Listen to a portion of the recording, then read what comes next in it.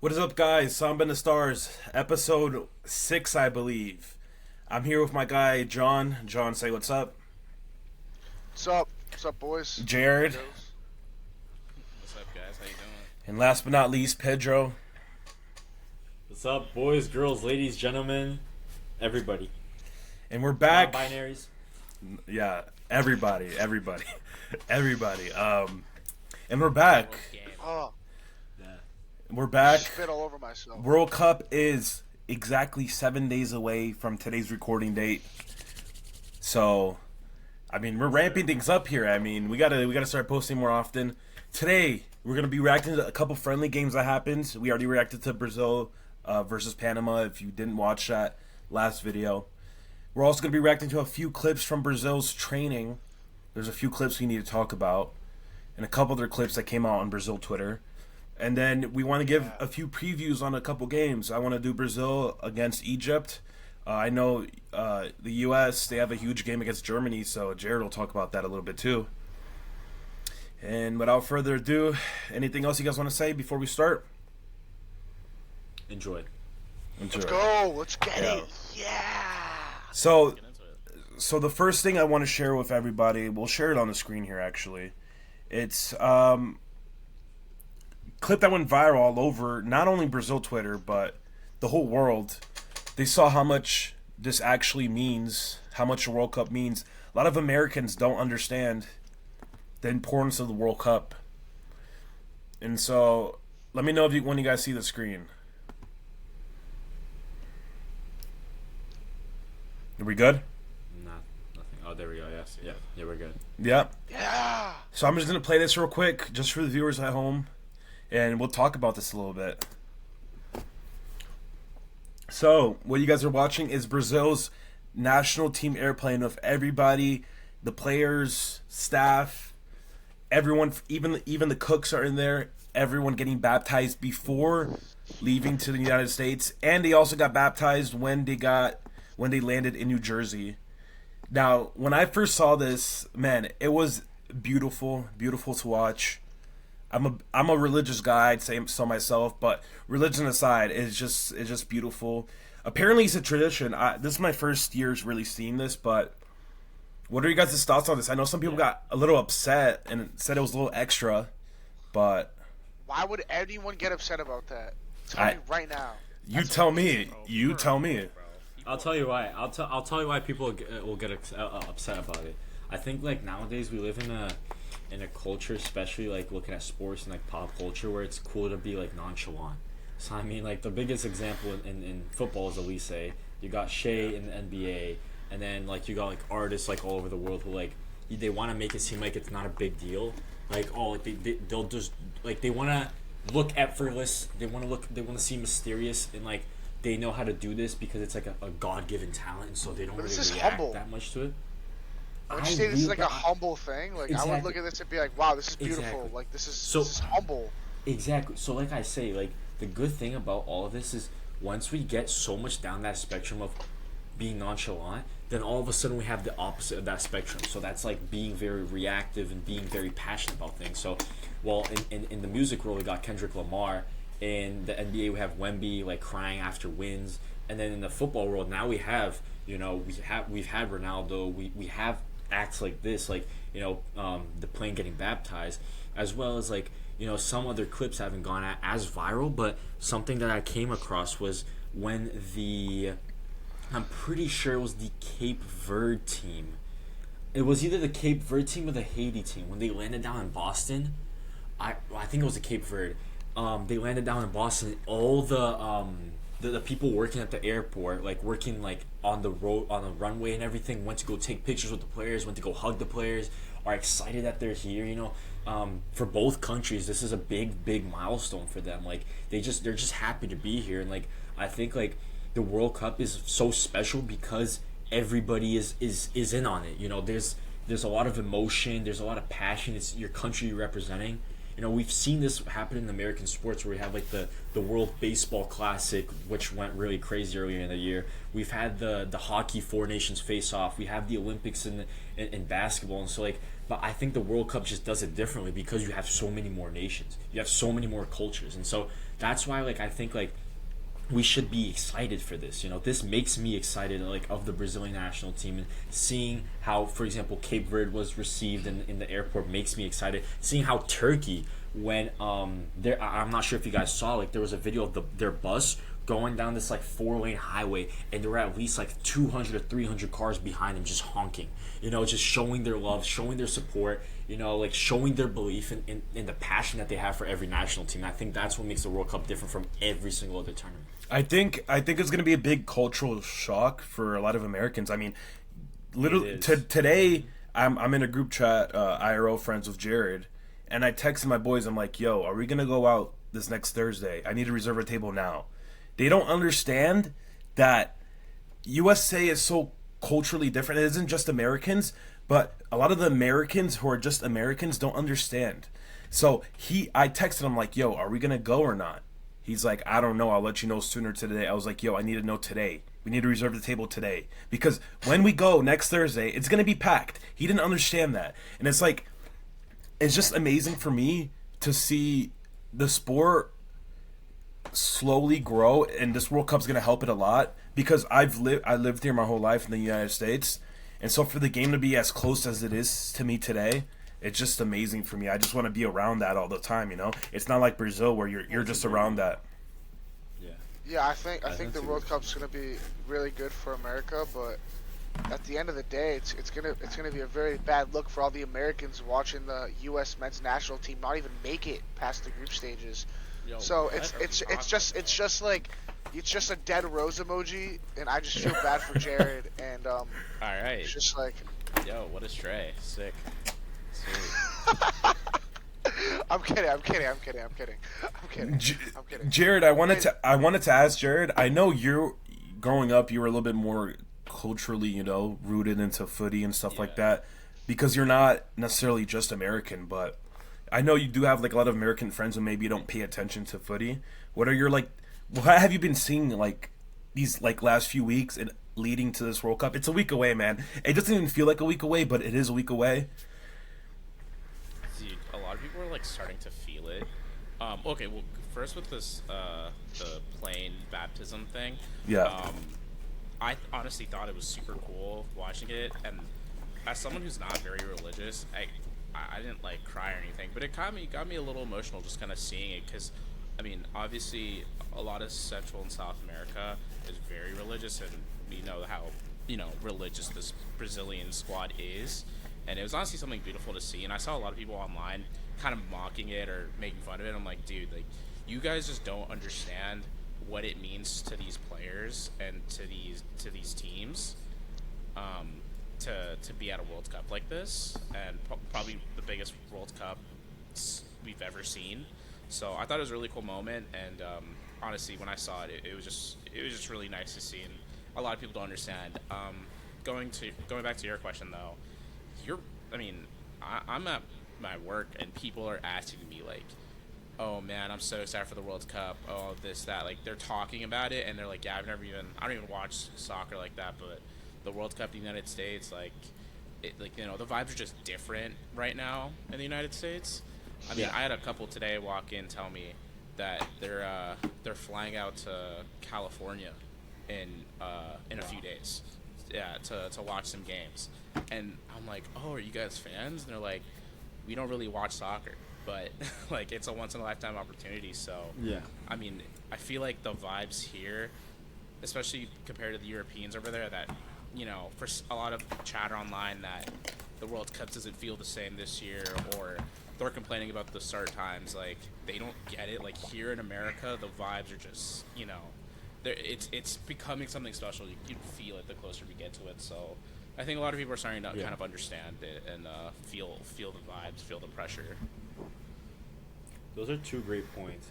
Like the one that Chris made and the one that you made, Jared. From what Chris was saying, how the sport is growing, I do agree. What about with my that. fucking point? What the fuck? Okay, screw you, John. No, but because I just like put it in my mind, like when he, I just really remembered it when he talked about the sport growing, and that's a narrative we've been hearing for a long time in the United States.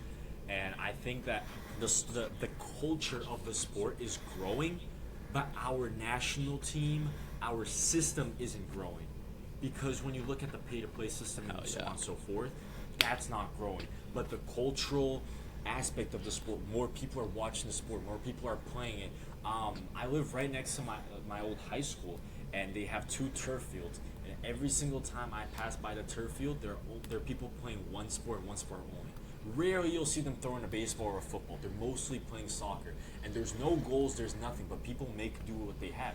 They put some slides and they make goals out of slides. They play barefoot. They play with cleats. They do whatever they play with the lacrosse goals. They'll do whatever they need to have fun. And like the thing is, like, there are baseball spaces around. There are basketball courts everywhere, but you don't have that same access to like a 7-a-side or a 5-a-side pitch, you know. But you see like how strong, like the like culturally strong, like the sport is. And another narrative I have is the sport should have been bigger than it is, because I won't lie, I mean, we forget, but the United States hosted a World Cup. The United States hosted the '94 World Cup, and it was the first World Cup with 32 teams. It was incredibly large exposure. The whole tournament was in the U.S. and the sport, like, it didn't. I guess like it was a way lower point than it is today. Obviously, like, there wasn't as much structure. You know, the MLS was just starting out, but I still think that the sport could have been so much bigger than it is. But I think those systemic challenges with youth sports, and you know, the old, like how expensive it is, and you know, the cost of everything, like, that makes it kind of lower the standard. But culturally, the sport it is growing more than ever, which is great to hear. I have to ask Pedro. I'll ask all of you guys, but Pedro specifically. Do you think? Now, I want to bring up 2 things. This first thing will lead to the question. A guy who has helped footy a lot culturally in the United States, whether we like it or not, is I Show Speed. I like it. Yeah, pushing it to the youngsters. Now, my question is, do you think culturally it can overtake like the pay to play in a way, because it's going to be so popular with the youngsters, and they'll be playing out on the streets like in Brazil, how we do it in Brazil? Do you think culturally it can overtake that pay to play, and maybe we can find a equal ground? I think anything's possible, but I think it's a very uphill battle, because as we've seen in the past couple of years, not only football or soccer has been with that trend of being more expensive. You know, like, you go out and play for a team, you pay $2,000 to play for a club team. You know, you gotta buy the uniform too. You don't have access to locker rooms or good infrastructure. Like, there is no street like soccer culture here like there is in Brazil, because of the way that most neighborhoods in the United States are built to be. You know, like, if you look in like Florida or Texas, or maybe even where you guys are from, like in like the cul-de-sacs, like there's no you don't have that same culture there, because it's so car centric. Whereas in Brazil, they find a way to make it happen. So I think from that standpoint alone, I also think culturally the success that Brazil has had in the past does help its case nowadays. You know, like, going there and seeing, like, hand to hand, day to day, what the academy lifestyle is like, it's so much different, because they offer housing, they offer everything for players who have the talent. Whereas here, like, you have to be an exception, you have to be a one of one to be able to play for a club and be able to play for free. Or even then, even if you are playing for free, you have to have somebody drive you. You have to have that support. And so, like, that makes it so much harder than it needs to be for the sport to grow. Another thing, VOs. I'm not sure if you guys are familiar with them. There's like the like long things that have like a little green like box where you like film the games. And I love it. I love the VOs. I play myself. I get highlights and everything. But then they always find a way to make it profitable. So now they release this new thing. I forget what it's called exactly.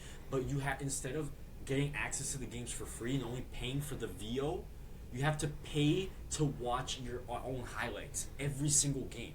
You know, you have to either pay for a membership or you pay per game. So they find a way to extract as much money as possible from every single little detail. And this is not only a soccer problem. This is a youth sports problem, because a lot of parents want their kids to get into sports, but the reality is it's just so expensive. It's so time consuming, and like I said, like it doesn't only affect soccer or football. It affects baseball. It affects basketball. It affects football and everything else. Yeah, spot on. To be honest, bro, I think the only way you can change that is if you follow kind of what we've done with American football, where there's not really a pay-to-play structure for American football. Mm-hmm. It's really just high school, college, and then pro level. I feel like that's in my opinion, that's gonna be the closest way we can get that done. Exactly. Is if you follow something like American football, which it's not the same as how it is in Central and South America or in Europe, unfortunately. But I think that's the only way we can do it because, we're not to get political, but like we live in this like capitalist country where we just got billionaires just want to make as much money as they possibly can. They don't really care about the sport in the same way. So I think I would hope that the World Cup being hosted in the United States and maybe bringing that popularity could maybe potentially push some changes going forward. But to be honest, like I don't think it's going to change much in terms of the pay-to-play structure in that way. I agree. I also think like in America, it's not really like a country where like a kid's like I'm gonna make it out the hood playing soccer. Like in Brazil, like people are like mostly all of South America. You're like I'm gonna make it out like playing soccer and play at a good academy and then move to Europe. In America, it's like I'm gonna make it out the hood playing basketball or like football. Like I don't think anyone's like I don't think soccer is just that big and has that much influence in the U.S. just yet. And I don't think this World Cup will change that, but I think the viewership will definitely increase and there will be more fans. Well, like United States, like Americans don't have that cultural hero, right? Like when you think of basketball players, like they're always like, "Oh yeah, my hero's Kobe," or yeah. Well, LeBron. NBA is in the U.S. It's not like well, that's what I'm saying. It's hard to it's hard like, to compare the two. No kid anywhere, but especially in the United States, is like, I want to be like Pulisic. Like, what are we doing? You know what I mean? Like, I do think there are some strings. You have there's a little bit of luck there, but I think that's a big thing. I like that point. I want to ask a quick question before we move on. I didn't expect us to stay on this topic for so long, but there was this one TikToker who made this point, and I want to ask you guys this if it applies to maybe to footy. He's an MMA account. I'm a big MMA guy as well. He said, yes, sir. He said, if they just started forcing, and this is his quotations, African Americans, lower income African Americans, to just watch MMA, would every good MMA fighter be African American? Because they are the best athletes. I think we can agree with that. So, do you guys think that if we force a soccer culture into them, that they would, instead of getting into the NBA? This sounds crazy, but it's like that makes. Well, yeah, makes sense, yeah. We can say Americans in general, but like African Americans are the best. African Americans in America are the best athletes. They're better than white athletes. That makes sense. Yes, but the difference between a good player and like a amazing player is two things. Yes, athleticism plays a huge part into it. Yeah, of course. But also like their mindset and the way they like how smart they are. Like soccer, like you can't just be like a good player, good dribbling, good shot. Like you have to have like a good vision of the field. You gotta like have good ball knowledge, if that makes sense. And same with MMA. That's what it takes so much more development than football, same. for example, American football. Yeah, same with MMA. Like you could be super good at like striking and stuff, but you can just do dumb shit and you put yourself in a shitty situation. Like Islam, for example, is so dominant. Trying to stay on track, he's so dominant because yes, he's a good athlete, but also he's one of the smartest fighters in the UFC. You know what I mean? So I think there's two components to it. Yes, one makes it a lot easier, but to be a great athlete, you need both of those, and a lot of people don't have that. I think that's how these people separate everyone. That takes development, and so like I think like the big, just my final thoughts on this. The big difference between the U.S. and Brazil, for example, or Europe, is Brazil sees the profits later. They're more long term, whereas the U.S. instead of taking, let's say, lower income athletes because they see sports as a way out rather than high income or people with good connections. Because if you have high income and good connections, most people prefer to just get into the job market. Anyways, what I'm saying is, Americans they look at that the first income, the first like club fee, or first the uniforms, or the meals, or the traveling, or the hotels, the tournaments, the showcases as the main like source of profit. They don't look at developing players to sell them on to MLS teams as much. If you get what I'm saying. But anyways, I think I definitely think we did spend a lot of time on that. But those are my 2 cents. Any last words on this or? No, you're good. Alrighty. I want to move on to the next topic real quick. This has blown up all over Brazil Twitter, and it even made Casemiro turn off his Instagram comments. Talking here about Casemiro scissor tackling He's Endrick. always had his Instagram comments that like he's always turned them off. He's always Okay. turned them off. He limits them to like few people. Yeah, this isn't something like. Okay. Well, I got lied to. Fake news. But you guys see my screen or no? No. Not yet. Yeah, there we go. What's up? Is it good? Yeah. Yeah? Alright. So I'm going to just play this challenge real quick. I just want to hear your guys' thoughts on this. I'll start first after we play the video. Yep.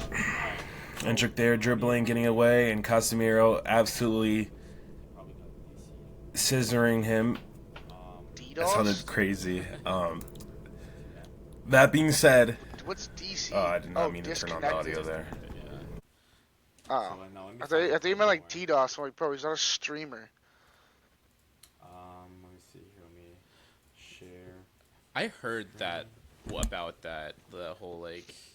I think it's not that. incident. I think it's So- not that big of a deal. I haven't. I don't know why seen everyone's it, though, tweaking. So so- let me show you guys. What happened. So we have the start here, right? Creating sense for practice, and then that's the tackle, right? And Yeah, the replay. he's trying to injure him so Esteval can come back. So here's what I think is really wrong with this tackle. Where do you see him touch the ball? I'm Yeah. sorry. He does, dude. There's like, I'm sorry. Like, I understand the high intensity, and a lot of people are saying like online, like Marcelo Beckler, a very renowned Brazilian journalist. He went out and spoke like, you need to train how you want to play, and I do agree. Like, that's a very important thing, but that comes at also like you need to know what you're doing, because when you're just tackling a player like this, clearly not touching the ball, he 2-foots him as well as grabbing his pin. I think that's kind of crazy. That's a crazy tackle. He drags him down like you don't know. Yeah, don't that's a do bad that much. tackle. You get what I'm saying? So like my whole thing with this is like, also it doesn't help that in one of Casemiro's past interviews he mentioned how like he might have not thought that Endrick was ready for the World Cup. He might have not thought that. No, that's not what he said. He said something along those lines, and like He- a lot of people got. people got took the it out of message that he didn't want him context. there. They just took it out of I- context. Exactly. I see how you would think that. Like, I watched the interview, but I also think it makes so much sense to why he said that, because he wanted to indirectly state that there is like a higher. There are a group of players with like a higher morality in the Brazilian national team. We're talking Casemiro, Neymar, Rafinha, Vini, the older guys, the guys who have already played a World Cup cycle. Marquinhos as well, Allison, and Endrick coming in kind of ruins that, because, well, from what I would think is Endrick is good enough to be a starter at the World Cup. This was the first video I ever made, like when I posted, and I still do stand by that, because he has good chances. He's a very good technical player. He trusts himself enough to go out on loan and prove himself, which a lot of players don't do. And so, obviously, he can ruin a lot of things that the rest, the little group, the little clique has set up. And I do see that as a little bit personal, because that does happen in football a lot. Players don't exactly agree with each other, especially when Let me say this. I don't know where I left. I'm sorry, I crashed. I don't know where I got left off. But in terms of this challenge and Casemiro, one thing that for me it's clear is that Casemiro and the rest of that little tiny clique inside the locker room of Brazil, I don't think they're happy with the fact that I think every Brazilian out there is kind of like I don't know the correct word in English, but iludido in a way. Yeah. So they envy him. yeah, They envy Endrick, because Endrick Endrick is PR trained. Endrick had a great start to his career. He's been relevant since he's been 15, and also, I'm sorry, like I really do like Casemiro. I'm a United fan and everything, but Endrick is at a World Cup at 18. What other players can you think of? What other players can you think of for Brazil that were at a World Cup at 18? Ronaldo Nazario in '94, but he didn't play a single minute. But other than that, Pele can you was think of 18, any? right? Maybe. Yeah, Well, Pele. well, Yeah. well. The Pele, the other thing Ronaldo, is that and I think every I think Brazilian also believes that Endrick but could be the guy who could win us this World Cup this year. This the Brazilians aren't looking at Endrick like he's a development kind of player where we're taking him this year, but 2030 is this year. No, people are looking at Endrick like, yo, this guy's gonna win as a hexa. This guy's gonna be the nine. Yes, and I think when guys like Casemiro who are he's the saying X you're factor not in part that of the sense. group, who is literally saying quote unquote you're not part of the group to Endrick, that's it's just him being very jealous. And I think also something we also should talk about.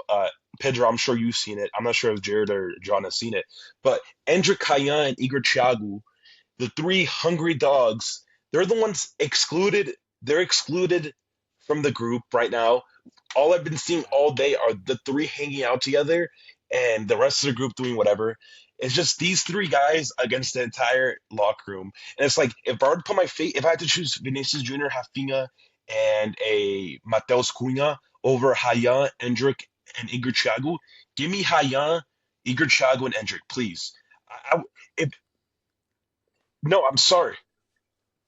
Every day. You're Every bugging, day. bro. You're bugging, dude. no, Nah, it's dude. You're it's a Spot no, bugging, on. dude. it's Spot on. I'll That's say poop. I'll say what I think. That's I poop. don't think Poop it's as take. Poop. close. I don't think it's like it's not what we expected. We didn't expect these two cliques to be this close. We expected the Vinny, the Rafinha, the everybody else to be way better, you know. But the reality is like we have a very good team. But if there's one thing that could ruin Brazil's chances of winning this World Egos. Cup, is is the internal factors. That's like when you look at the best teams in history. When you look at like oh how can this team be stopped? Real Madrid after they won the Champions League in 24, PSG now. How do you stop a PSG team like that? Because clearly everybody else tried, but they can't. The way you stop it is you stop it internally. Something internally has to happen. Either Kvaratskhelia or Dembele leaves, or the France team. The France team looks perfect on paper. How does that team not win a World Cup realistically? The inside. You look at Mbappe, you look at Dembele, you look at Elisa, you look at Turkey. That's how that works. And unfortunately, I hate to say this, but I'm worried that this Brazil team could be applicable to this theory, to this not even theory because it has happened before. This is not just theoretical. Yeah. This is real. This is a real thing, and I'm definitely worried that Brazil this could happen to Brazil.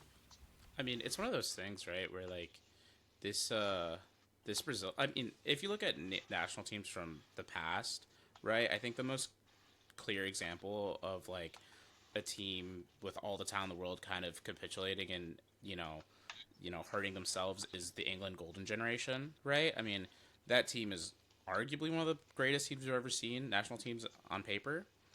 And when you have a team of superstars like that, they've said it a billion times, right? Ferdinand has said it, Gerrard, Rooney, that they all had egos, right? And they all prioritized their club rivalries, right? They couldn't put that aside. They could have set that aside when it came to playing together. I think you look at something like this, like that would worry me if I'm, rooting for Brazil. Like that worries me. You have a team full of superstars, and they're kind of beefing or excluding other players when, I feel like Brazil should be this like team, like, Okay. You team of say that, friendship type of thing. bro. You guys say that, but when you look at a team like France, all superstars. England, all superstars. Who else? Argentina, mostly superstars. I think. No, I think. Argentina not as much. Bro, I England's not think we even Argentina, look there's at England. it. no. Not The even thing England, about bro. Argentina is that there's a very clear hierarchy in Argentina. We saw this in 2022. We've seen this ever since Messi was really a big player. We never saw Messi butt heads with anybody in the national team. And if they did, they always picked Messi's side. And so the thing is, when we're talking about national teams that, let's say, have good problems because they have so many good players, Brazil comes to mind. Brazil in 2006, you had Ronaldinho, which was the 2005 Ballon d'Or. You had Ronaldo Fenomeno, which had won at the time, I think, 2 or 3 Ballon d'Ors. Adriano, who was on the rise and who was like top 10 in the Ballon d'Or rankings. You have Juninho Pernambucano winning French titles with Lyon. Kaká, who went on to win the Ballon d'Or the next year. So that's 5 already. Who am I forgetting? I think I'm forgetting somebody else. I think Robinho was also in the squad. Robinho was in Real Madrid, and he was in the Ballon d'Or. I just checked today, actually. He placed 17th that year. So he was very good, too. And I think that should be it. But still, like, that's 6 guys. You get what I'm saying? And so, like, a big problem was for, I'm pretty sure it was Pajeda at the time, the Brazilian coach, was how do you make this team work? How do you make this team with Ronaldo, Adriano, Ronaldinho, and Kaká, and then Juninho and Robinho work?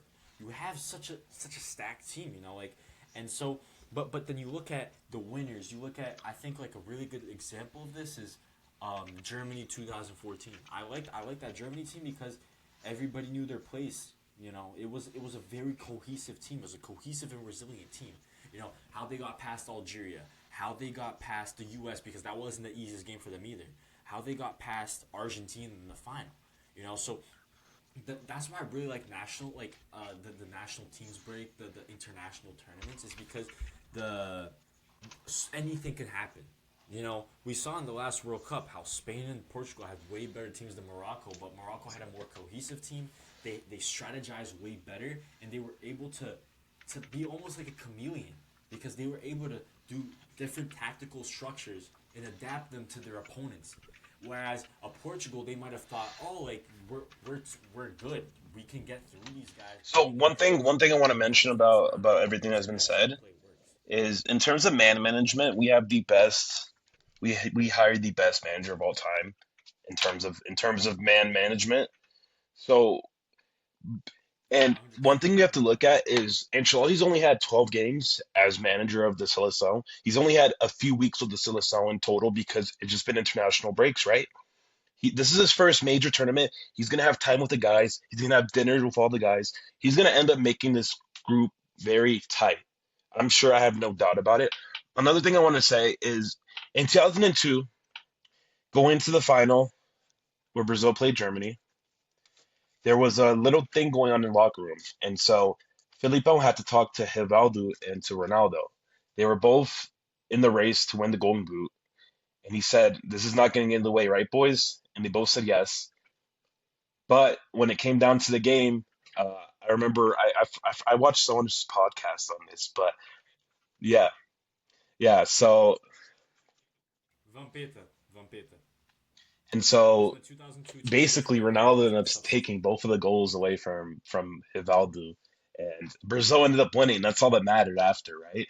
So I think at the end of the day, whatever little arguments are going on in the locker room, whoever's ego is getting hurt right now, it doesn't matter because at the end, when Brazil are hexacampeões do mundo, it won't matter. It won't matter. Nothing will matter.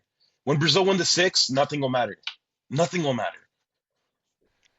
Yo, I think, That is true. I think guys are overthinking it because the young guys are hanging out in a group. But like, if you guys go to a party and you see a group of young kids, Wait, you guys want to hang out with them instead of the older people.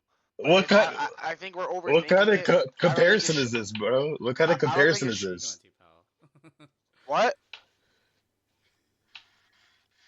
bro? You guys are Yeah. saying like that, like Well, it is Hayam, something. It is something to Endrick, know, and right? Igor Thiago all alone. Yeah, but I don't think that's a big deal at all. I think the media just like just takes things out of That is context, true. and I think like we are overthinking it to a certain extent, and we need to think like these guys are humans too, and I think the last thing they want is to start problems, especially in the locker room before a World Cup. To And be that's the last thing they want. to be fair though, John, can we all agree Yeah. that tackle was pretty crazy? Like Bro, that's an insane tackle. I Especially know like like Endrick got Yeah. up He and like in his head he's like, Endrick what the Endrick fuck was swallowed that? some But pride but there he for didn't care. sure. It's Like it's not the first 100%. yeah, time. yeah, 100%. 100%. But like tomorrow he's gonna forget about it. Like it's not gonna be stuck in his head. That is true. He's not.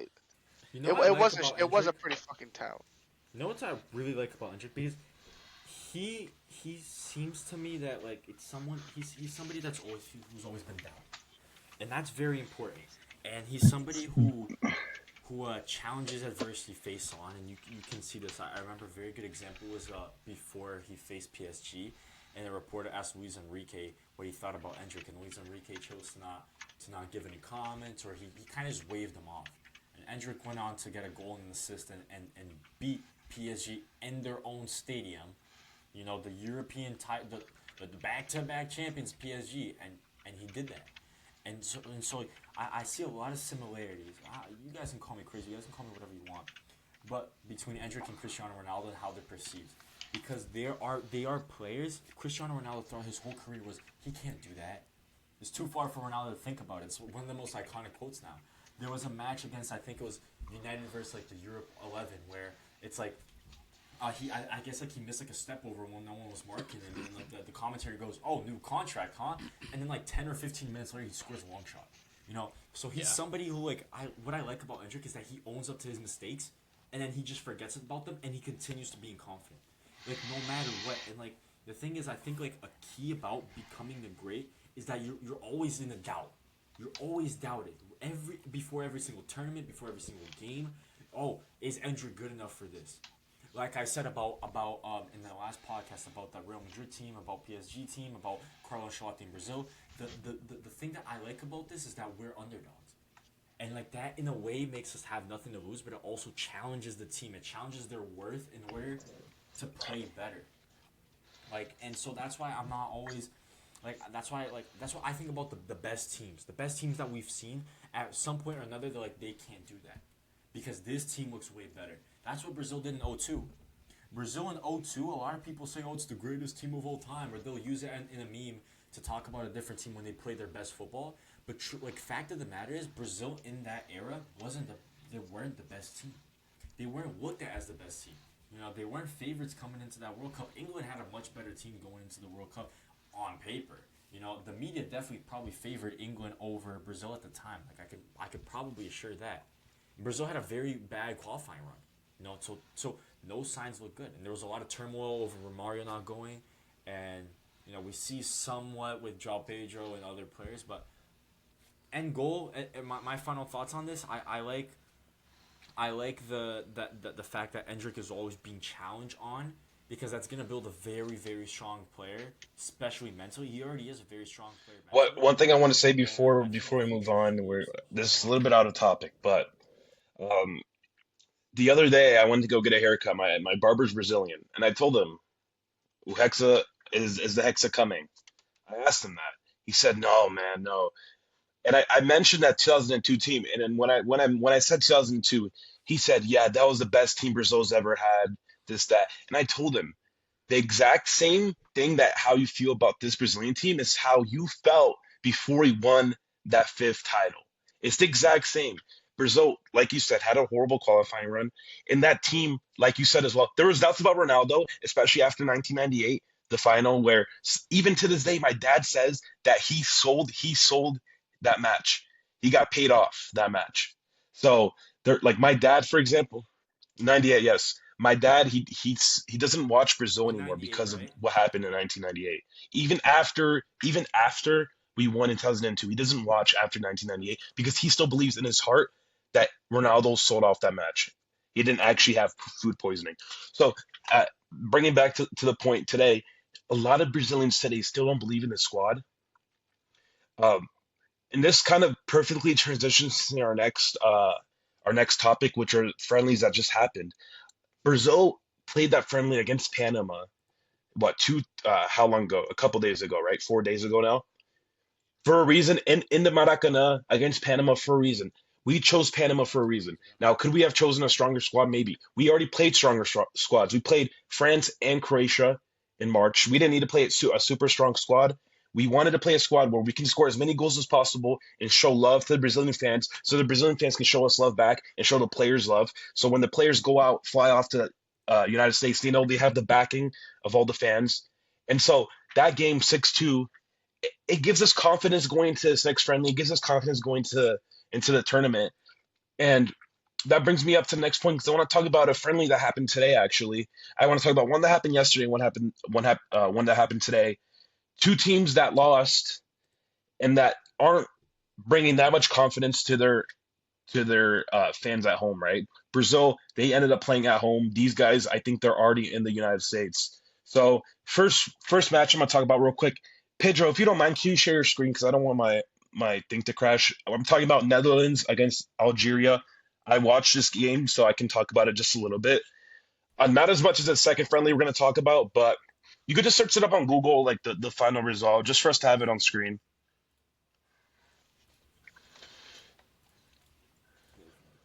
They Yeah. played like shit. The So Netherlands. let me talk about this game a little bit, right? So bad, bro. This game, people have the Netherlands as a top favorite, maybe even as an underdog going into this tournament. You know, yeah. What I saw this match was a team. Where did they play? Can you scroll down? Or I think it's up actually. Was it in the United States? Okay. So so It was in the imagine your Netherlands, send off bro. I game think it against was in the Algeria where you Netherlands. expect it to be an easy game and you lose in It front of your was, home yeah. fans in the 86th minute. Bro, I'm sure there's Dutch fans saying Coleman out, Coleman this, Coleman that. Look, you look into this game. This guy Zidane, which is Zidane's son, he went viral because he was legitimately scared of the ball. This guy, Lucas Zidane, is legitimately scared of the ball as a goalkeeper, and he had a master class against the Dutch. We scroll down. Yeah, they don't. These guys don't have a bad team though. Algeria does not have a They bad don't. team. They But have then you nice look at the players other like side. Bentaleb, If you look at the other side, Amoura, the Mara. Netherlands were What huge who? favorites here. Amoura. And so I know the pie got Yeah, subbed in just after, look at the other side. It's uh, crazy. but dude, losing in front of your home crowd to Algeria, who aren't huge favorites, maybe they can get out the group. They're in a group with Jordan, Argentina, and yep. So maybe they can get a third place group. Austria. Yeah, so they can But get yeah, in. it doesn't give fans too much confidence. I don't know if anyone else wants to speak on this game before we move on to the next one, but just wanted to bring that up real quick because as much as I don't pay attention to pre World Cup friendlies, you have to win these games to make your group even more confident. Pedro, there is something you talked about earlier that I think To get you confidence. should bring up, but we'll bring it up with the France and Ivory Coast result. If Which is insane how that happened right there. Who would have thought? The Netherlands are Um, terrible. I was watching that game. I They think were I so bad. yeah. So I think for starters, just that when we're talking about this game, so I didn't watch the game. I was training, and then like right after training, I saw an Instagram post, and I was like, wait, what happened? And then I saw the score, and I was like, all right, like who played? Mbappe played, Turkey played, and like all right, Mbappe played a half, but we're talking about the best player in the world. We're talking about a guy who can make stuff happen, and against a team that knew what they were doing, against a team that I bet, I guarantee that, like, obviously I wasn't watching the game, but clearly to beat France, you have to know what you're doing. You have to be flexible tactically and physically. And that's what African teams bring to the World Cup. And I think a very, very important thing that I haven't mentioned yet, the World Cup is not in Europe, guys. The World Cup is in North America. And North America is hot. North America yep, in the summer yep, is heat. And what I've been seeing is the England camp, they've been training. So I'm not like I'm trying to like just like freeball this, but like No, yeah, I'm thinking about it. Apparently, they've been training in yeah. So they've been training in yeah. There we go. They've been training in South Florida, and they're taking they feel the heat, guys. Like this is so crazy. Like, and this is something a lot of people ignored when we looked at the favorites. When a lot of people, especially Americans and Europeans, looked at the favorites, they did not mention Brazil or Argentina. They only mentioned England, Spain, France, Portugal. The European guys. But truth is, their heat is not our heat. Their heat is not this 88 Fahrenheit, this 30 Celsius, 32 Celsius heat, that you get in the summer here. These guys, they don't, they don't yeah. look, they look very tired. Yo, One thing I want Florida to is mention about next this level too, heat though. not related to Florida's hot. England, Florida, but Florida's hot. Brazil played one game, a group stage game in Miami against Scotland. Brazil are going to put up four. In I'll clip this. against Whatever the Scotland. final result, Mm, 4-0 Brazil, easy, easy. I promise you this right now. They're gonna feel the heat. yeah. And and so yeah. And so to extend my point on this, if we look, I started thinking about this and I was like, all right, so there have been like about 22 or 23 World Cups. I think 23 World Cups. Yeah, 23. This is going to be the 23rd World Cup. Every single World Cup out of Europe, there's only been one European winner. That was Germany in 2014. Other than that, the last World Cup in the United States, Brazil. The last two World Cups in Mexico, Brazil and Argentina. The last World Cup in Argentina was Argentina. The two World Cups in Brazil was Uruguay in 50 and Germany in 2014. In Chile, it was Brazil. In Japan, it was Brazil. And in South Africa, actually, I might be wrong, but South Africa was also the winter, but it was Spain. And so when we look at that, we kind of see a pattern here with where the World Cup is taking place and who ends up winning it. And so I actually came across a video that kind of elaborated on this point further and basically saying that when Germany went to the World Cup in 2014, they went after more adaptability than star names. And so they actually set up their own training camp in Bahia, which is a state in the northeast, which is very hot, and so on and so forth. And they minimized their traveling. They planned everything to a T, and that's what led to them winning the World Cup. You know, the planning, the behind the scenes, to prevent exhaustion from players who have played 60 games this season. That goes hand in hand, and they were able to win the World Cup with a very strong midfield. They won the World Cup with an aging striker, but a very good striker at that. And they won the World Cup with a very good core, trying to adapt to the country. And so, what this guy actually compared them to was Portugal for this World Cup, because they have an aging striker, they have a very good midfield, have a very variable team, and they're going after that adaptability. So I think like when we look at France, when we look at Netherlands, when we look at Germany, I don't know how Germany's going to play against the United States, but I think this World Cup there's gonna have a lot of surprises because of this. Because an African team, all right, they might not be as prepared on paper because some of these names that we might not know, but what we do know is that these guys are used to playing in the heat, and the heat does matter. We saw it in the Club World Cup last year where players couldn't even sit on the bench. They had to sit in the dressing rooms. I'm not sure if some of you guys remember that. They had to sit in the dressing rooms because it was too hot to play outside. And so I think that's going to be very important. I also think another, like my last point on this is the grass. So when we're talking about the grass, most of these stadiums are made for artificial ground, right? So what that means is that there's a very, very narrow kind of strip of turf that there was for the football games, and now they're establishing a very thin strip of grass. And so what that means is that I'm pretty sure there was. I'm gonna try and find the Senegal clip too. Um, when that actually went viral too. This clip right here of the Senegal players bouncing the ball I think it was the Charlotte Stadium, the Bank of America Stadium, and you can tell that the ball doesn't bounce like the way it's supposed to. And so all these factors, you're talking about the heat, you're talking about not a perfect stadium that isn't 100% perfect to European standards. Teams that aren't European, non-European teams might have more success because when these players developed, when African players developed, they played in worse pitches. When Argentine players developed, they played in worse pitches, whereas most European academy players played in the best pitches in the world. And they still do to this day. And so I think these factors, we're talking about the heat, we're talking about the stadiums, and maybe even the fan culture. This is all going to play into the World Cup, and we're going to see a lot of One thing I want teams this one World thing I Cup, want to say real quick. especially Sorry. in 48 teams. Go back to the Ivory Coast in France. Uh, Two things. Number one, unrelated. There's a Brazilian streamer called Koski. I don't know if you guys are familiar, Pedro or John.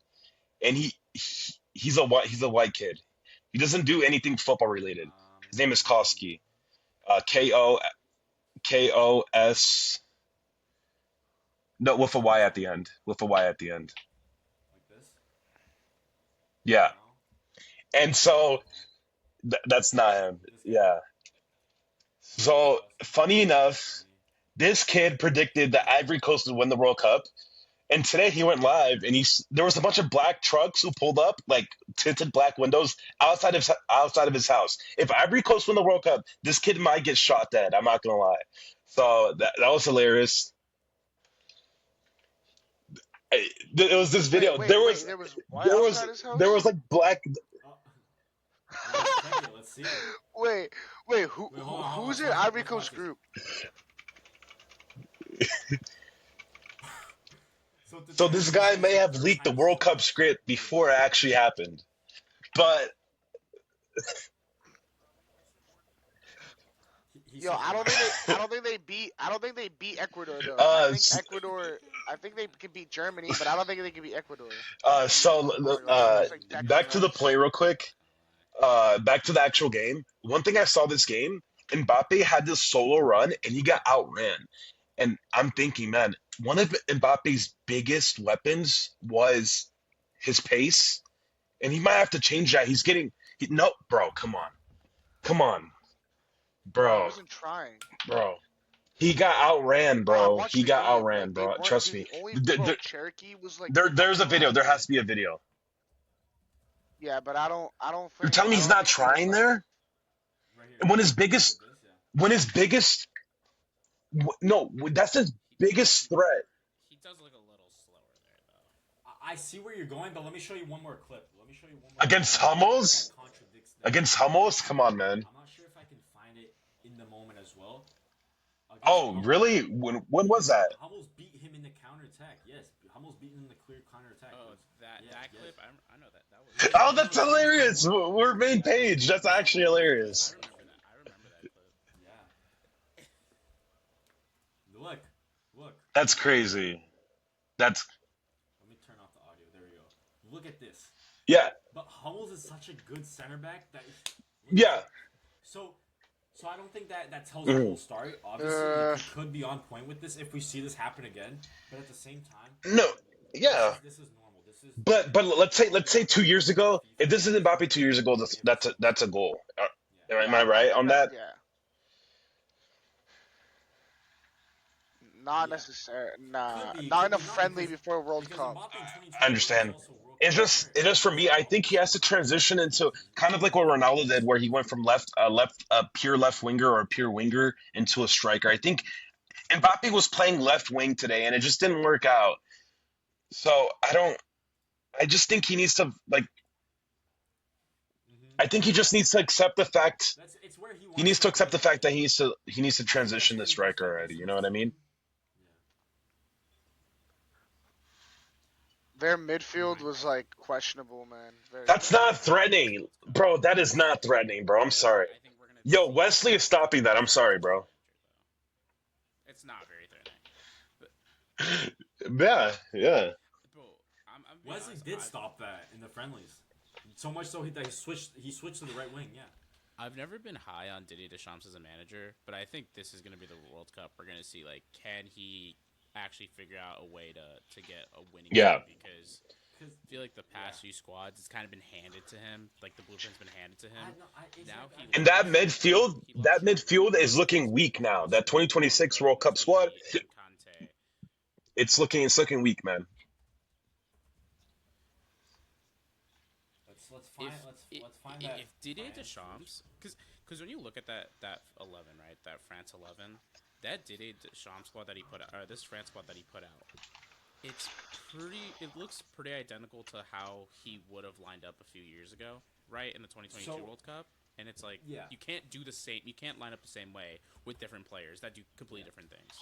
So what really stands out to me about this France Yeah. squad is it doesn't look as good as the 2026 squad because like Matuidi isn't as good as a left winger as Mbappe, but one thing that Matuidi does as Mbappe doesn't do is defend, and so he's a very very important role to this team because as we've seen, like I said, like with the German team or with the Argentina team, you don't have the flashiest names, but you have something that works and that is proven.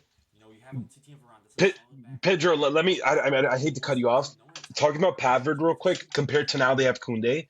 A tweet I saw today was these past few champions, their fullbacks, They haven't been known. They're guys who have not been known, but they did their role perfectly. So, for example, 2022, Molina who ended up scoring the game-winning penalty kick. Then we have Pavard, right? Now, of course, 2014 we had Philip Lahm. He would have had, Yeah, but he would have played but at left back. They would have But had he was both of them not. at He left was back. a legend. Montiel. Yeah, Over sorry. here. No, Two it's Montiel that's Two, older yeah. than him. And so Montiel definitely now older. we come back to He 2026 seems with like a people talking about, oh, Brazil don't have the best fullbacks. You don't need the best fullbacks in the world. You just need Douglas Santos. You need Douglas Santos who's going to do his job, and you need Wesley who's going to do his job. That's all. Or Ibanez. Just do your job. Yeah, and like Yo, yeah, yo, Yeah, and I look at will that's both what of he say, these does. teams. I will say, like Douglas Santos looks like a champion. Like he looks like he's gonna make an insane play in the finals, Let, doesn't let, he? me- let me let me say this. Like, dude, Sorry, Douglas Pedro. One Santos, last thing. Sorry. everyone's in In agreement. 2002, people didn't even rate Cafu like that, and now Cafu's looked at as a legend. But yeah, but he did his Because Cafu job. was at You Roma. know what I mean? Cafu was at It's just Roma. about fullbacks doing their He was job. at Milan yet.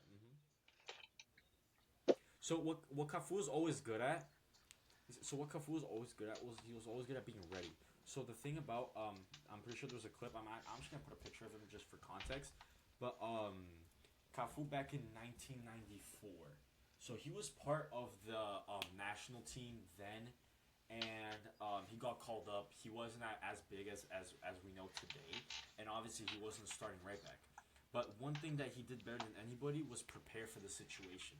So he prepared for the first game. He went to every single practice. He showed up on time, even though he wasn't getting any playing time. And so it led to the point where everybody was starting to question, like, why are you doing this? And so he's like, he didn't play the first game, the second, the third, the fourth, the fifth, the sixth, and then you get to the final, and he's still doing the same thing. He's like, bro, as long as I'm here, I'm gonna prepare myself. And what happens? The right back gets injured, he gets subbed on, because that's what you need from a fullback. You need somebody who's prepared for the role, and we see this in both teams. We see not just fullbacks that did this role, but Tagliafico, Molina. These guys aren't very known center backs. These guys aren't the first S tier center backs when we're looking at the whole world thing, the whole world view. Kunde wasn't back in 22, wasn't either. Theo Hernandez, I guess you could say so, but as well, what I liked about France in 2022 and 2018 is that they had a squad that worked. You had Griezmann, who did various roles. Griezmann's played on the wing before. He's played at striker before. He played at cam, like I just showed in 2018, and here he played as a center mid. And so you also have Rabiot. Rabiot isn't the flashiest player. Rabiot, in my opinion, if we're talking about his club level, he's a B or C tier player. He's not an S tier player or an A tier player. But he manages to make it to the squad every single time, just like he did, just like he started today, because he does the work that he needs to do. And so we're seeing that with the Argentina team when we look at McAllister, when we look at the Paul at the World Cup, because these guys weren't big names at the time. Cuti Romero, in my opinion, Lisandro Martinez was a better center back than him. I really rate Lisandro Martinez, even though he's shorter. But these two center backs did the job. Otamendi, Romero. And I'm not sure, it won't let me show what club they played for at the time. The But Paul was these still in guys Italy, weren't right? the best clubs in the world either. So when we look at that France team, yeah, exactly. So like DePaul, when we I look think at the he teams that yeah. work, that's what we see. You know, that I might think be he, France's kryptonite is that they have And such a good team that the expectation for them and is I to think not do that nothing less. midfield So I is think just this gotten team worse right and worse. now, Rabiot's getting older, and he's not playing at the highest level as he used to. He's not playing Champions League, right? So with Rabiot, he's supposed to be Deschamps' guy. He's supposed to be the guy who's gonna take care of that midfield. And then you put a guy like Chouameni,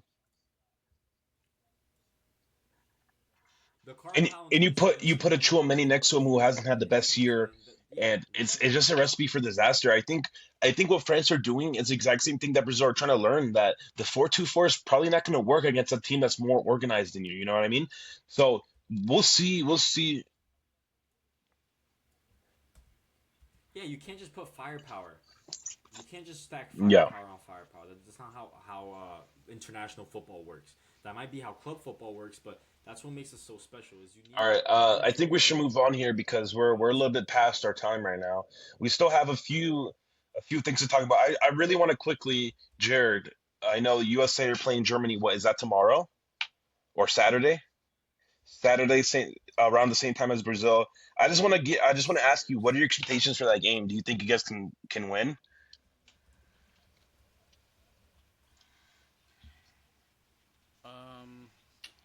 Okay, if I'm gonna be honest, I think there's a chance this Germany team's not that impressive, right? Um, but I will say I'm not expecting us to get a win here. Um, to be honest, like I think their squad's just a bit too strong. They have more talent. They did beat us around 2 years ago.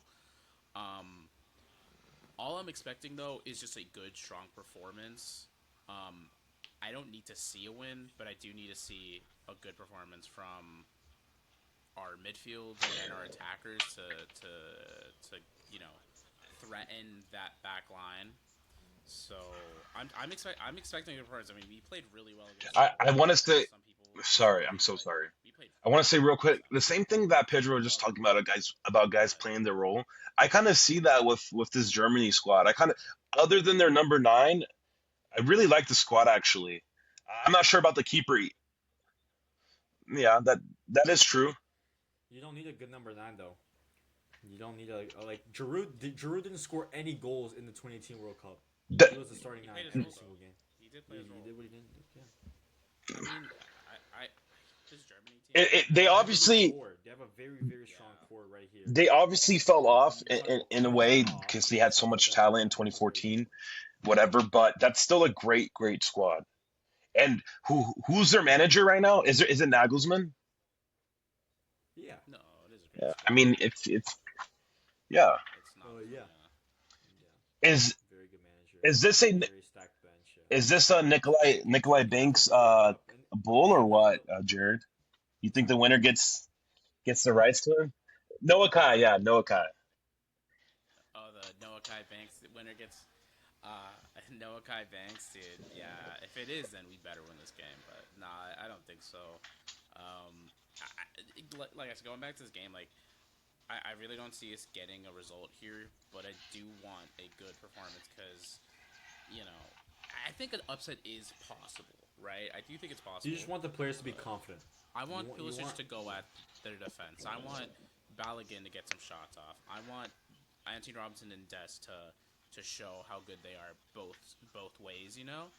I'm just trying to see like a lively, good performance like we did against Senegal. You know what I mean? So that's all I can hope for. If a full prediction, I think it'll be probably like a 3-1 or like What's funny about for that squad Germany. exactly? Go back real quick, if you don't mind, Pedro. 1-1. I was telling my friends, I was like, you know what's funny? Words, Musiala and Carl, all I kind of this play. one. They're the exact same player in my eyes.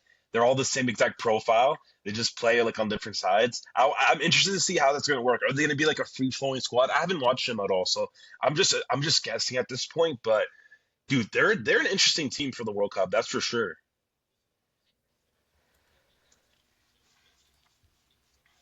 They have talent, Mm-hmm. right? They absolutely have the talent. I mean, if we're talking about center back pairings, Nico Schlotterbeck and Jonathan Tah. I watch a lot of Borussia Dortmund.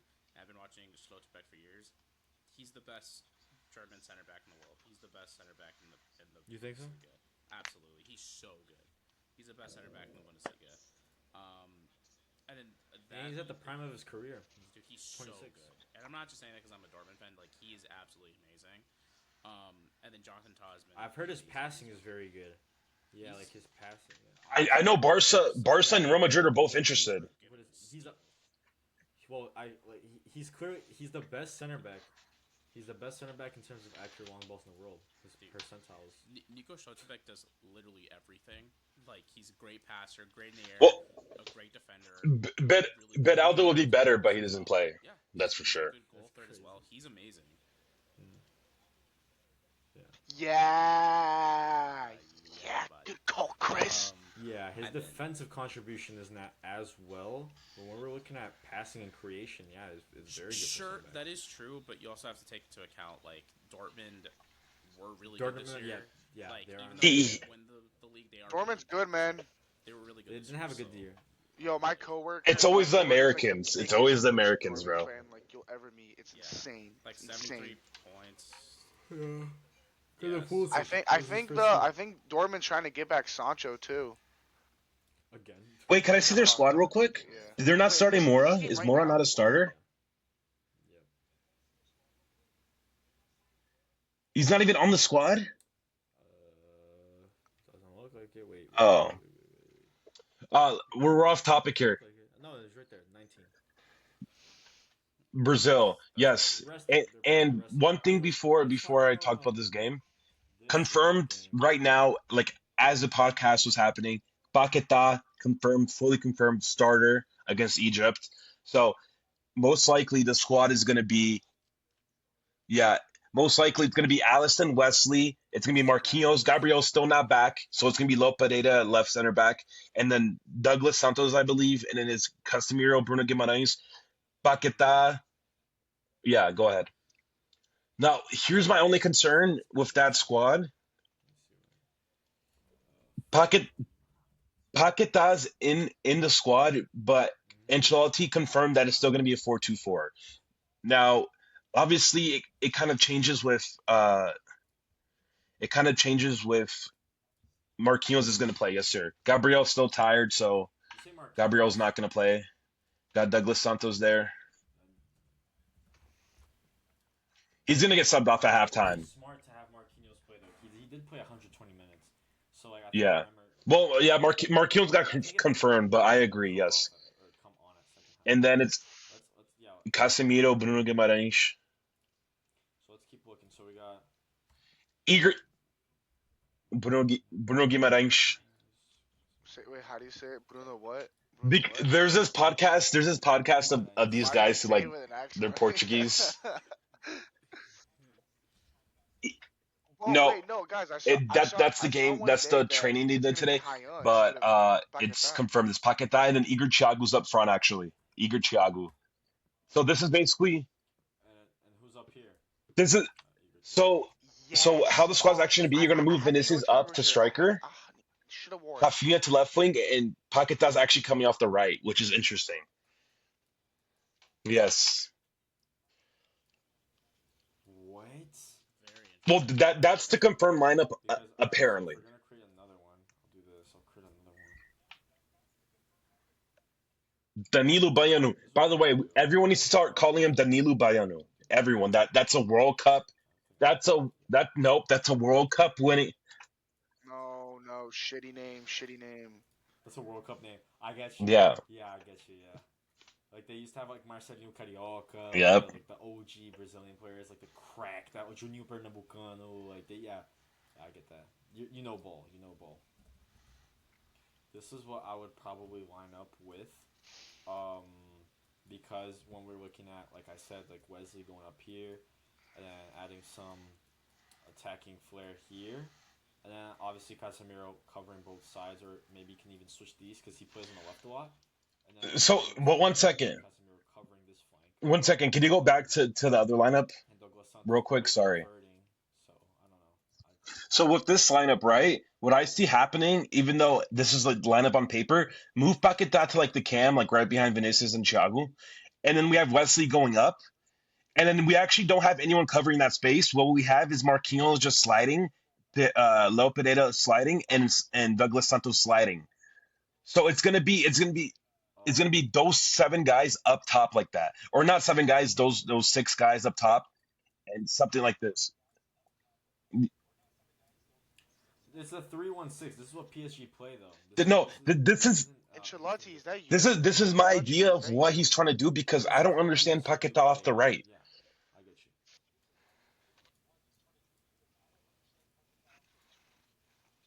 I get Bro, you. Paquetá on Was the he coming right off the right or the in the left? 2022 World Cup was low-key lethal. I can't even lie. I Yeah, what do mean, you mean sorry, no, without? You Rafinha. imagine though, like Sorry. you imagine that's how you set up on offense. Like You have to defensively, switch. You have to switch. I'm assuming Defensively, Paquetá Switch on the yeah. right. Rafinha and Yeah, I Paquetá was though. gonna Yeah. say in a 4-4-2, you'd have Paquetá off the right. Yo, But Igor but here's Thiago my does thing. he does trace back though. For I mean, Brentford, he would trace back a he's lot, gonna and he press would be, like. yeah, he would be like the center guy where like on the breakouts he'd kind of come in and like But nah, and get he like, would stay you see forward, what I'm trying to and say?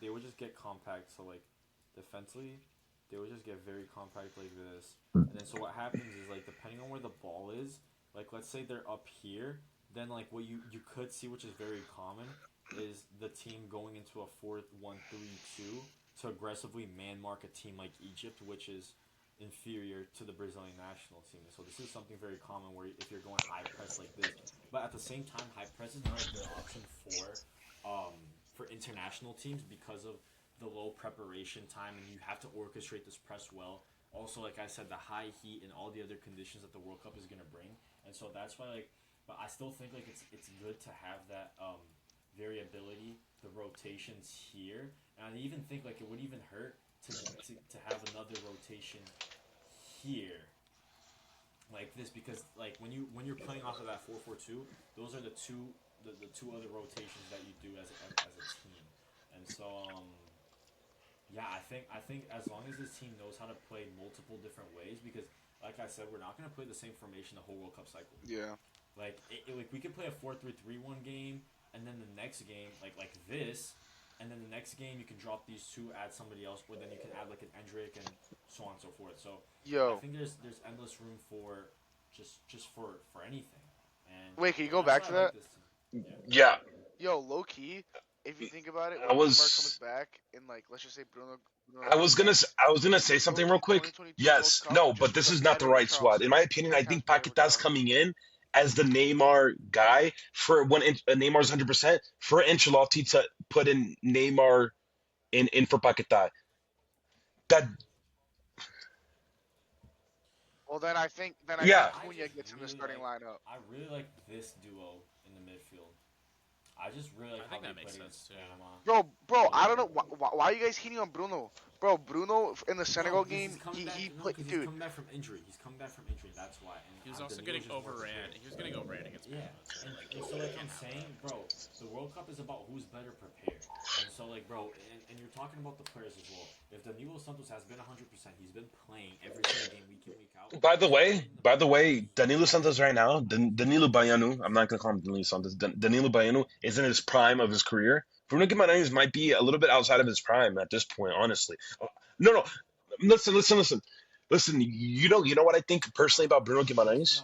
I used to He's watch him a lot at Lyon, especially when him and Paquetá were there.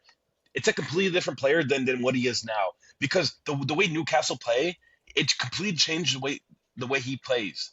The type of player he is completely different. Same thing with Sandro Tonali. It's they both changed their style of play because they're playing in the Premier League and they're playing for a team like Newcastle, who aren't the biggest team. They're becoming bigger every year. They're becoming bigger, more money injected, but it's not the exact same player as it used to be. He could be the Newcastle player this season, but I mean, Yeah.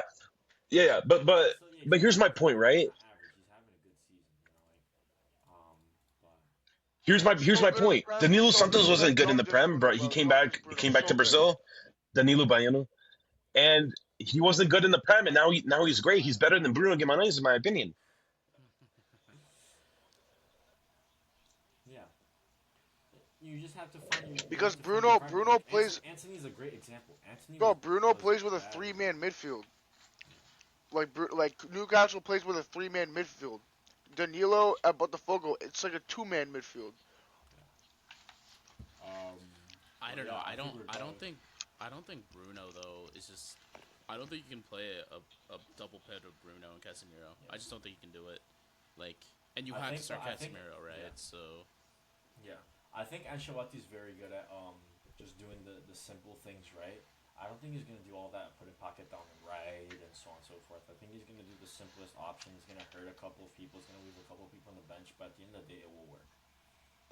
That's Yeah, what we hope I for. think I think if you think Dude, Neymar is gonna get in the my starting lineup, then Mateus Cunha is gonna no, no. start too. Can I say They're not something? gonna Can I say start something? Neymar. And, Can, bro, they're can I not say starting something? Can I say Neymar something? and Inigo Mateus Cunha Diallo. is done. That's He's not seeing they're the field they're anymore two as a guys that starter. don't defend. He's not seeing the field as a starter. I'm telling you right now. And Mateus Cunha, I have nothing against him. Don't I diss. have Don't nothing diss, against him. please. He's done now.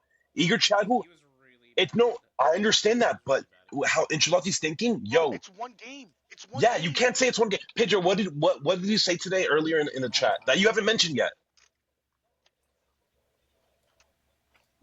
Bro, what about Y- Vinny, bro? Vinny's Uh, been playing like shit. Vinny had one What I good said game in like earlier. 2 years, dude. Oh yeah. That's a good point. Yeah. So I didn't bring this up earlier, but basically what I said is France just lost against Ivory Coast. Spain just tied against Iraq. Netherlands just lost against Algeria. What does that mean? When we talk about the World Cup, and a lot of tend to forget because of the 4-year cycle. The World Cup is after the first 3 games. If you don't win 2 of them, or at least in this World Cup, they'll give you a little more leniency. You're out. What a lot of people forget about Argentina is they lost the first game. They were half an hour away from being knocked out of the World Cup against Mexico. Because if they had tied that game, they would have been out. And so you're playing against time.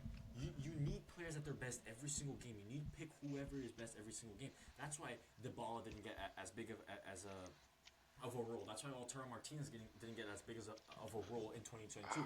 And when you look at it, you're like, bro, Lautaro Martinez that season ended up making a Champions League final. Lautaro Martinez, like Top 5 Ballon d'Or, by the way, I think. The World Cup, he became Inter's main man and captain and everything else, but he doesn't get the time that he needs. Also with Scaloni too, like Exactly. Lautaro had started the first game against Saudi Arabia. It didn't work. Scaloni, yeah, it You're didn't out. work. He had You're to. out. He literally had to start Julian Alvarez. Like he had one game, you're out. And I think, I mean, it's better to find that out now, right? It's better to find out in a preseason game. Like, Cunha's not going to work. I got to start Nico Diego. And so the main point I'm making here is that if this was a league table, obviously you're gonna have France and Spain or whatever. It doesn't matter. This is a knockout tournament. In knockout tournament, in cups, if you see the FA Cup, if you see the Oh no, he gone for you guys too? Southampton knocked out one of the best teams in the world, Arsenal, in the FA Cup. Anything Sorry. can happen in the FA Cup. No, he's still there. He's still here for me. He just disappeared for a second. So Hold on, let Pedro finish. Let Pedro finish real quick. Like, how about we drop him? Because I think he sucks. Sucks. dude. But as I was saying, bro, like in the World Cup, like I said, you don't have room for error. You need everybody at their best every single game, and obviously these guys know more than we do because they see the practices, they see how these guys do in the day-to-day.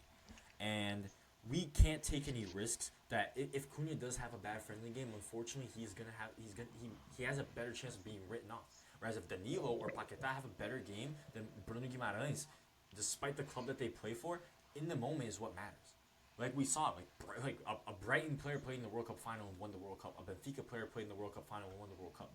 So I think like that's definitely the most important in the World Cup, and like that goes hand in hand with what I talked about before with the heat and with the stadiums, with the temperature, and with everything else. Because this World Cup is going to be insane. A lot of teams that we don't expect to even make it out, they're going to make it out. They're going to be big teams, and I don't think the case for Brazil should be any different.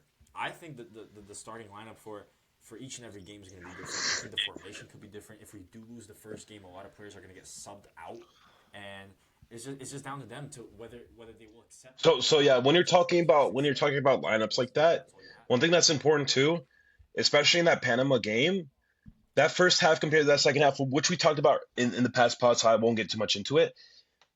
Paquetá's masterclass showed that it gave Ancelotti no option. So after the next day, Pedro, you said something in our group chat that Paquetá is looked at as maybe a starter, and that's been confirmed.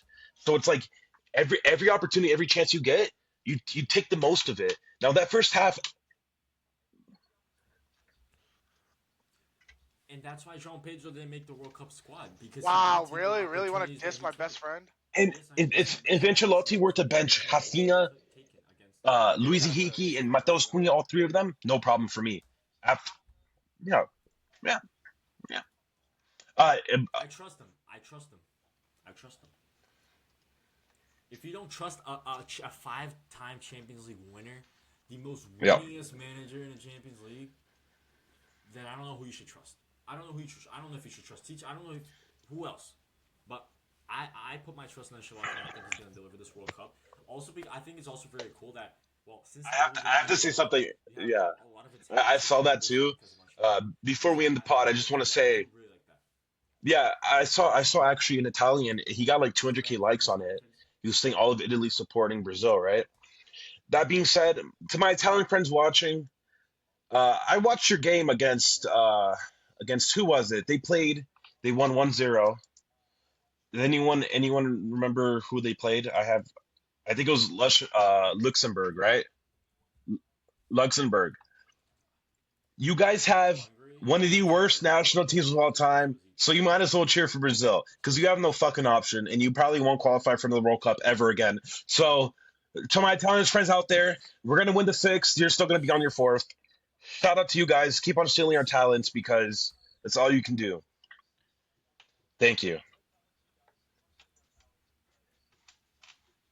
tell you what. If Brazil win the World Cup, that doesn't change much for Italy. All right, they'll have 2 World Cups to catch up to, but the Mm. Italians would rather have us win the World Cup than Germany, because Germany has 4 World Cups too.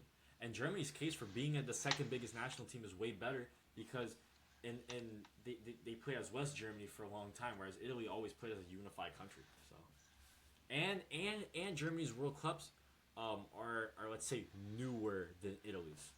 Like as much as they're kind of like interconnected, but like Germany won in 2014 and then 1990, whereas Italy won in 82 and 06. So like Yeah.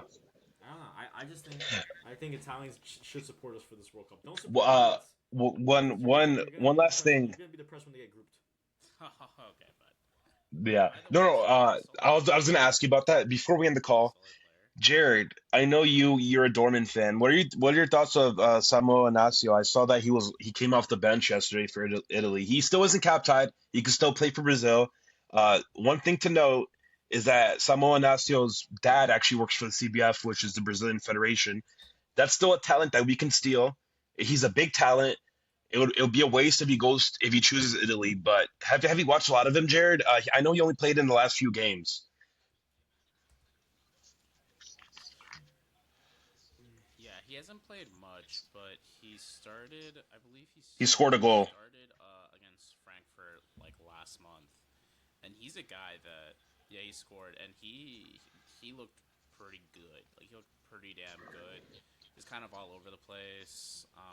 Just like getting shots off. He looks really good.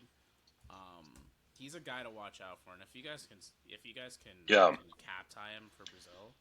I didn't know What? he was a dual nat, but if you guys can cap tie him, I think it's gonna be huge because he like looks the part, and when you watch him play, you're like, oh, there's something about him that is just kind of almost better than the average person. Like for example, Jamie Bino Gittins, like I've never thought he was that good when I watched him. Yeah. It's I, kind I of crazy really though. Like I I watch him, really and want to end there's the something to this end the guy. call because we're Yeah, stretching too long. But one he's thing I want to say especially about you said cap tide, right? That's a big thing with the United States and their international team, with guys who maybe are from Mexico, maybe are from a European country. yeah, Brazil are starting to get into that a little bit now. Especially, I think in the next 10, 20 years, Brazil are going to have so many dual nets who could play for either USA, Brazil, and Brazil better start securing them. Now we lost Johnny. Maybe Johnny wouldn't have made the World Cup squad. But now we have Samuel Inácio, and then we have Real Madrid's number 10 in their academy. His name is Brian Bugarin. Apparently he's the best talent in Real Madrid's academy. Also Enzo Alves, who's Marcelo's son. But I think he's gonna choose Spain. That's fine. He actually missed a penalty today in I think the Euros or something like that for U21. So Yeah. Enzo Alves, Marcelo, fuck you. All right, deserved missed penalty. We also have another talent. Oh yeah, Yo, we're oh not gonna yeah. get the And CBS then sponsorship, bro. Stop swearing. This is family friendly. yeah. Yo, you gotta. uh, Yeah. a We're couple gonna other get names I want no to mention real quick. sponsorship this year. Emmanuel from Real Madrid's academy too. He's a guy to watch out for. We have Renato. Two more guys. Sorry, Renato Marin, who But actually like, played a game for PSG this year as a goalkeeper. He actually it looks like he's going to choose Brazil. He might actually get called up um, right after the World Cup this year. Might be our third goalkeeper. Venenu, bro. It's Venenu. Gabriel Venemo, posting him right now. All right, what were The you gonna best. say, Pedro? What were you gonna say? Sorry. Doesn't matter. The best, bro. The Honestly, best. um, you like, I understand like how there's like a lot of talents that like, you wouldn't want to miss, but I think main thing is we don't want like I'd rather us like have all these guys commit to Brazil, so we don't lose out on another Thiago, on another Deco, on another Pepe, even Diego Costa, Diego Costa. Yeah. Jorginho, because these guys they could have played for Brazil in certain areas. Bro, And won us a World 22 Cup. tell me, Jorginho in that don't tell me, 2018? don't tell me. No, not Jorginho 2018. Thiago Alcantara 2018. He would have started. Oh my god. Thiago Alcantara from 20. I'd say safely from 2016 to So 20. Jorginho would have as well. Jorginho would I have think as he would have well. started in 2022. He would have started in 2022. I No, think he he would would have have. He started. would have. Coming off that year, Dribble, dribble, 2021, he would have started dribble. 2022. Maybe. I'm not sure. But still, when we're talking systems, Yeah, Diego, I just think Thiago, the way an, Thiago plays is another so guy, different. Diego Costa. I think he would have been Yeah, perfect. He was the Diego best attacking Costa defenseman in the world. for Pepe, sure. Diego Pepe. Costa wasn't even that I good, would but in start Pepe. 2018 we Like needed a I real think over striker David like that. Luiz. I would start him. He would have played in 2018. Yeah, we didn't have one. Yeah. He scored two goals for Spain In against 20, Portugal. in Well, 2014. Fred would have got called up, but Joe would have stayed left off. Yeah, Yeah, I offense. think Diego Costa would have started. Yeah. I mean, yeah. I mean, I think that's something that a lot of national teams should. It's a little selfish to do and kind of messed up from the perspective of like the national team to try to cap tie a lot of players because the U.S. men's national team for a lot of their faults, at least with Greg Berhalter, and I've always hated Greg Berhalter as a coach.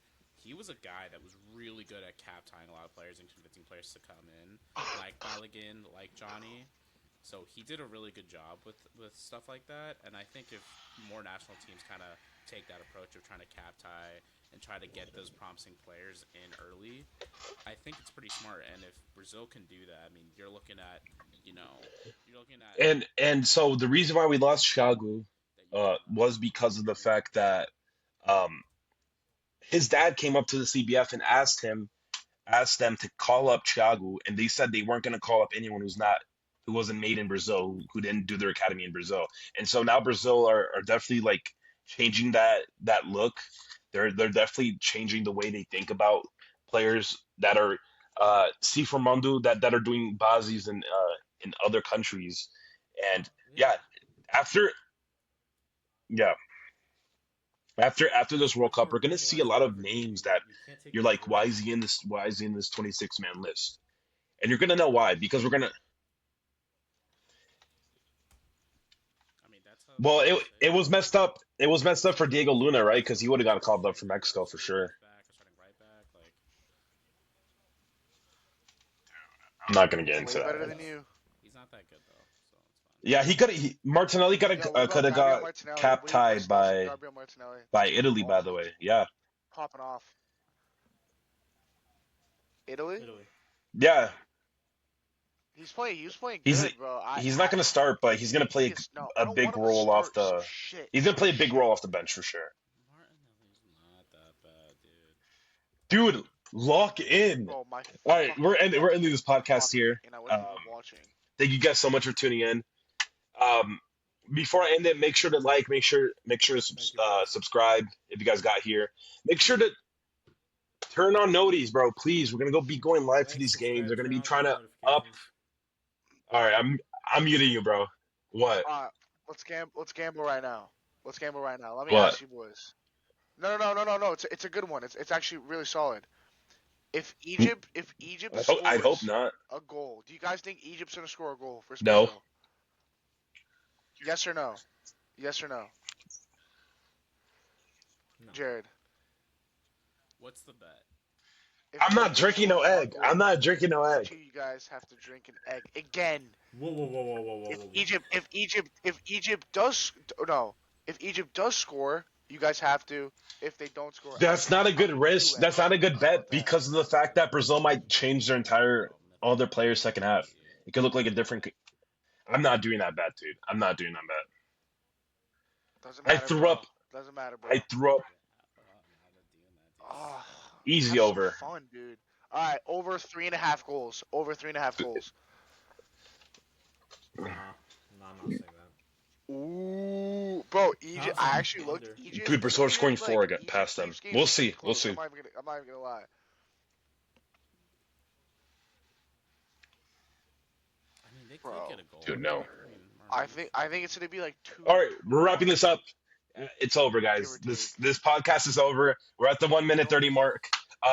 John, shout out your Twitter real quick. It's Brazil Team with John. I got you. Pedro, shout out your Instagram real quick. Everybody, please follow him on Instagram. Yeah. Pedro talks football. He makes great content. And Jared, I know you changed your username recently. Yep, an X. grass, turf to ice, everything footy Get on related. track. We're still recording. Yo. Yo, you like hockey? Yo, I'm muting him real quick. Bro, wait, yo, what's your team? Thank you guys so much for watching. All right, thank you guys. Like, subscribe. Good night. Appreciate you guys. And the Thank you thing- guys so much. Giveaway at 100 subscribers, by the way. We're going to give out a jersey. That's right. I said it. Said it here first. We're giving away a jersey to one lucky fan. There we go.